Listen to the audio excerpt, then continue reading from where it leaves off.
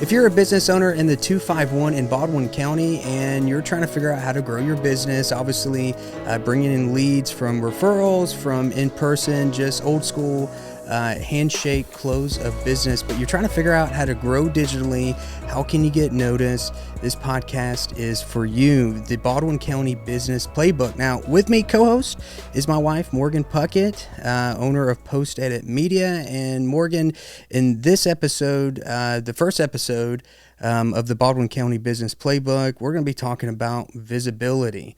Now, what's the biggest thing that you notice from business owners in terms of visibility, and maybe why do you think they struggle with it? I think the most prominent thing that I notice about business owners in this area is that they put content out, and they would have put content out, but a lot of it is AI generated because they're not comfortable being in front of the camera. And I think it's because not everybody feels like they're built for that. Yeah. Creating video content, just according to data, that's obviously the highest converting type of content. It could be organic, which is free content. You shoot it off your phone, have another company shoot for you, and then you post it to just try to reach people. But one thing that I've seen quite a bit with a lot of business owners out here is a lot of them don't even have websites. And if they do, they're not, it's really not much to it. Their Google business pages aren't even set up correctly. So visibility wise, no one really knows that you exist when they go to their smartphone and start searching for any type of business or the niche that you're actually in. Well, anybody outside of word of mouth, which is a big thing down in this area. Yeah. Us growing up in Alabama, in central Alabama, out in Montgomery and Wetumpka, I'd call it like a Southern handshake type of business. People do business with people that they know, right? But one thing that as business owners, especially down here in Baldwin County, as they're trying to figure out how to grow, and there's a lot of new businesses, people are moving here all the time. We moved here 6+ months ago, and it's like, who do you know? And you're trying to figure it out. What do you think is the easiest way that new business owners, especially trying to come in the market, there's already competition, for them to try to get views, try to get leads? Well, online, the biggest thing is like you need to have more social presence than the other person, and like you need to come in hot with it. In person, it's just putting yourself in front of the right people, finding out who the right people are, putting yourself in their face, and kind of infiltrating who the big dogs are. Yeah. I think just in terms of what social media content is, Facebook, Instagram, TikTok, if you're in the trades, if you have a business in construction, or if you're a plumber, or, maybe you're like an electrician, creating YouTube content, just having video content that explains what you do, and having it public to your website, using YouTube as a organic method, that when people search how to do something, that one, they're searching obviously for like local businesses, but if your YouTube and your website has simple SEO copy and keywords in it, and your Google business profile is actually updated so people know that you're local and you're competing, that video is going to pop up. And I just don't think that people, even in 2026, realize how powerful creating one piece of video content for your YouTube channel or for your Facebook or your Instagram, in terms of when people actually search to try to find some services. Mm-hmm. When you talk about SEO, I've noticed a trend, because I'm in a lot of business networking groups, and I know a lot of business owners. I do a lot of networking in person around here. I've noticed kind of a trend is that people think that they can use ChatGPT to do their SEO. So they're prompting their whatever AI program of choice to kind of do the SEO for their website, and they're just kind of changing it according to what ChatGPT says, or like what Google Gemini says.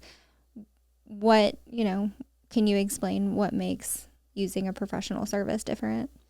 Yeah, without diving too much into it in this episode, just kind of keep it base level.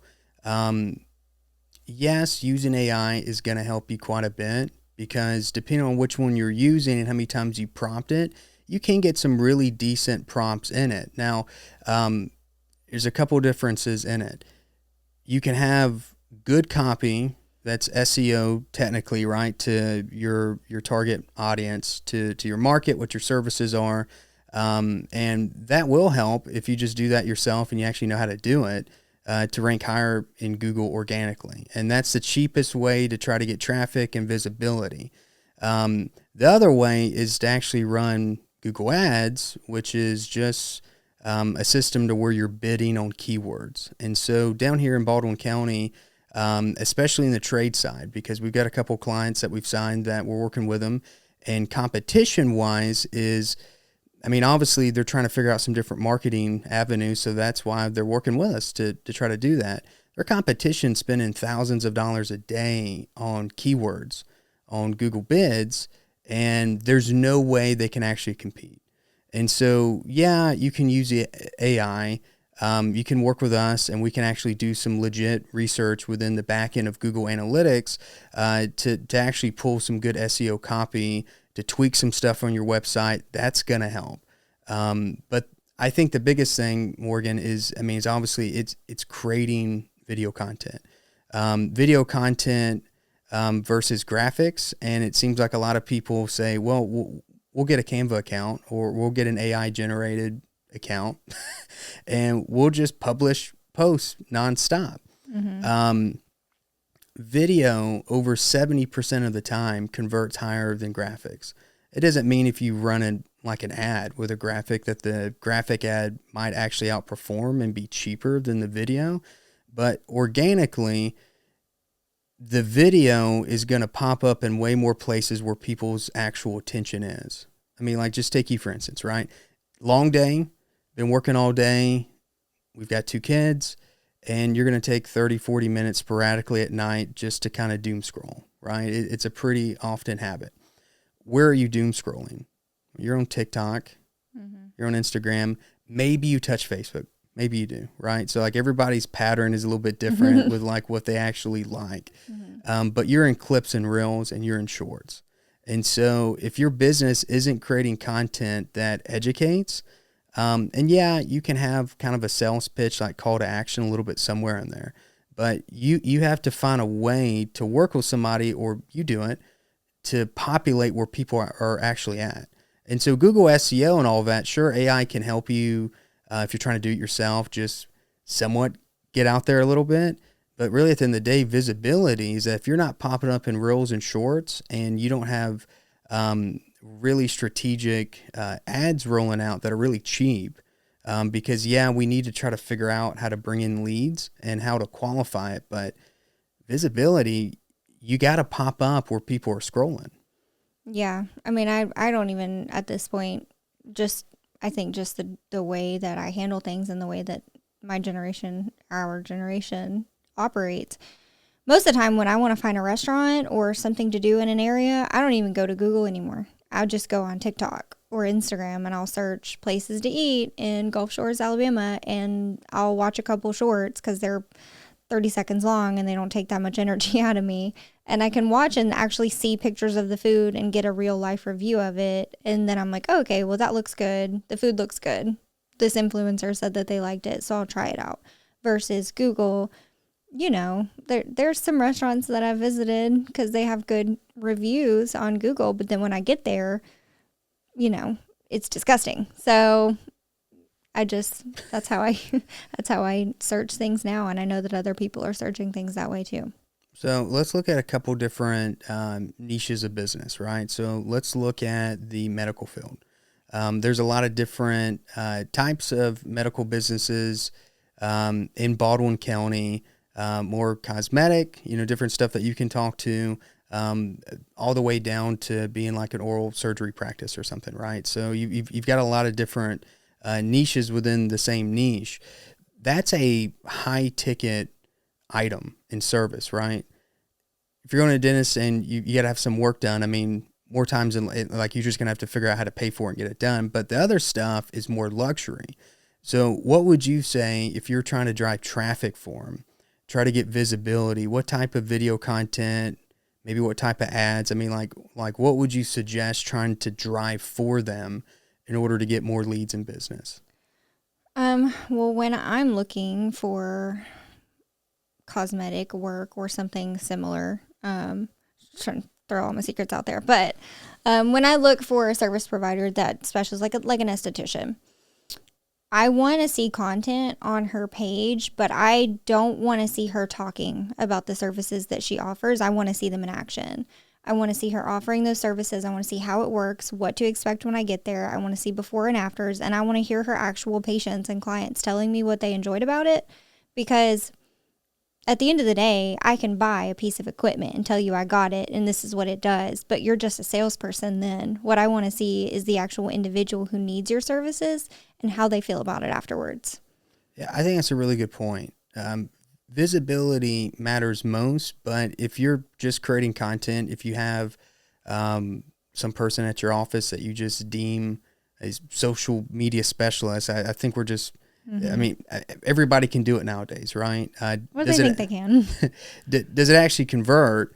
Views are vanity metrics, but I think the thing that you brought out is there's a difference in educating and entertaining, and can you find a mix in between, right? Can you show it in action, and maybe your captions or text overlay kind of hits from that other in where it's real subtle, it's up for 3 seconds and it's off the screen. And if you see enough of that and you're someone who's looking for that type of work down in this area, for us, I mean, we just moved, and this area is the fastest growing county in the entire state of Alabama. So you have new potential leads and clients coming in at the fastest pace in the entire market. If you see enough of that content and you've been getting some of that type of work done in another state or county you've lived in, you're probably going to go there and get a free consultation. And more times than not, once that business gets you in for the consultation, if you feel comfortable and you actually like the doctor, whoever you're meeting with, you're probably going to spend money with them. Mm-hmm. Yeah. I mean, at the end of the day, if I'm searching for, let's just call it Botox. Yeah, I don't get Botox, but let's just say I was looking for Botox and I searched up 2 different providers in the area that I'm in. And one provider has 1,000 views on their short, but it's just them talking about the benefits of Botox or like their Xeomin or whatever they're using. And it's something trendy that's getting a lot of views. But then there's another video that's got 50 views, but it's a before and after of somebody who actually got Botox and the work looks good. Well, guess which one's converting for me? I'm going to the one that's got less views because I see the work she's doing. And I think that's what's important about knowing or hiring a company that knows your niche and what is actually going to convert for you. Because like you said, likes and views are vanity metrics, but they don't always convert. Yeah. So when you sell in video content, you sell the value, right? So if you provide value, if you provide results, that's what's going to stick with people on the front and on the back end of that piece of content. Is if you see the before and after and you see enough of that where you're like, okay, they just didn't start up and just start doing Botox, like they've been doing this for a while. Oh man, I mean, like that's going to lead you down a funnel that company, that business doesn't even have designed. And that's what video content can do, because it's a subconscious conversion that your visibility, you're popping in their algorithm so much, right? And we all know that our phones listen to us to a certain degree.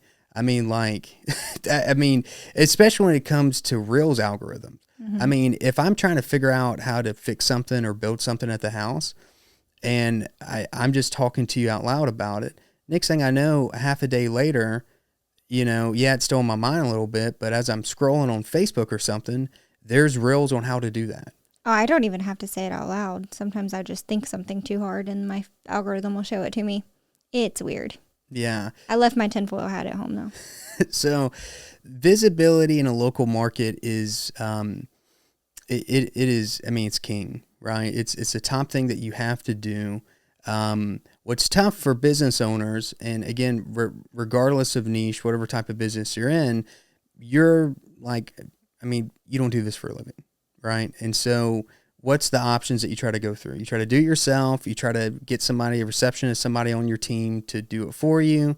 Now that looks a little bit different because you have to pay that person a little bit different, and you've spent maybe 6 to 12 months trying to do it. And now your belief in digital marketing and social media content and ads and the whole thing is, well, it doesn't work for me. So like, what am I supposed to do? And I think a lot of people don't understand that when they're outsourcing for their marketing, your marketing team or the company that you hire, their job is not to make you go viral. Their job is not to get you 1,000, million, 100 billion views on every video. Their goal is to convert for you. So I think the misconception is like, if you hire a marketing team and you're not an influencer by the end of the month, well, it didn't work.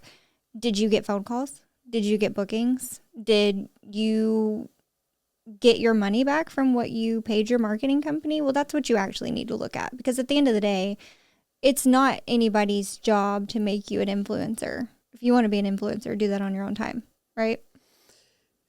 You brought up something else that maybe we do next week's episode or another one down the road, and it's systems that people have to actually keep up with what's working, right? So, I mean, even if you work with us and you want to reach out to us, we'll put the link at the top of the description of this video.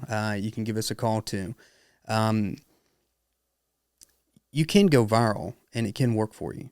You can have 50 views on a video before and after, just like the same example you had. But how are you capturing that data? How are you capturing the leads? Because we spend a lot of time talking about organic content and just posting content like that. But the entire paid ads game over on Meta for Facebook and Instagram, like if your competitors, like, if you come in and you do a free strategy session with us and we tell you, so we do the research ahead, hey, your competitors are spending X amount on these keywords. So for your budget, you're not going to be competitive on Google. So maybe let's try to optimize like the organic on your website. Sure, we can do that. But the conversion through running meta ads, it's way cheaper. But if you don't have a system, or like you're bringing people in and your only system is when somebody calls, how'd you hear about us? Then you're not going to be able to retarget those people. Because especially if you're doing Botox and like that's your type of business and you offer other services, sure, that person, they said, hey, I saw you off social media. But wouldn't it be great that every 2 to 3 months you send them a reminder email, because they're going to need some type of other service you have. Maybe you educate them on something. Well, you need Botox every 3 months. Right. Well, okay. My understanding is. Well, perfect. So my forehead still moves. So you can fix that anytime you feel like it, though. Yeah. I guess we'll talk about that after the episode. But I mean, I just pulled that out, right?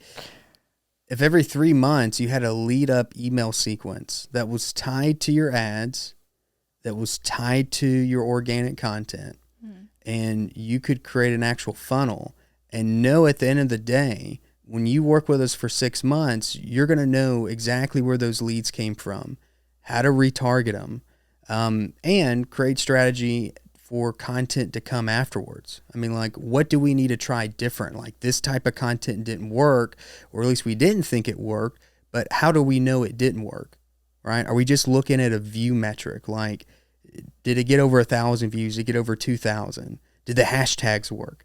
Like, what did I say or what did I not say? What text overlay did I put in it? So there's so many different variations, but most of the business owners, except one that we've worked with locally since we've transitioned from Tulsa, Oklahoma out here, has somewhat of a system built in the back end to actually kind of keep track of conversion and how to retarget customers, right? Because most businesses, you're going to want to figure out how to make that one client, that one customer, how we're going to bring them back in to reconvert them, right? Because if they use this once, what's the likelihood that we can get them to use this again?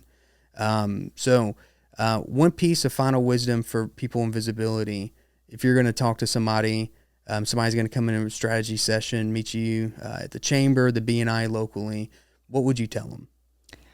I would say that it doesn't take as much of your time as you are assuming that it does. You're thinking, oh, I got to put all this content out. I got to do all this. If I'm going to be successful, it's going to take so much of my time. That's not the reality. There's ways that you can structure it, that we structure it, where it takes very little of your time investment, where you can still get out the amount of content at the quality that you need to in order to convert for you. And that's for free, right? Just free advice? Well, you're welcome to like cash at me if you want it, if you're seeing this and you want to send me some money, but like, yeah. Yeah. So the purpose as we wrap up this first episode, the Baldwin County Business Playbook, is that we want to help strategize with you, give you free advice, free strategy, to help you try to grow your business, right?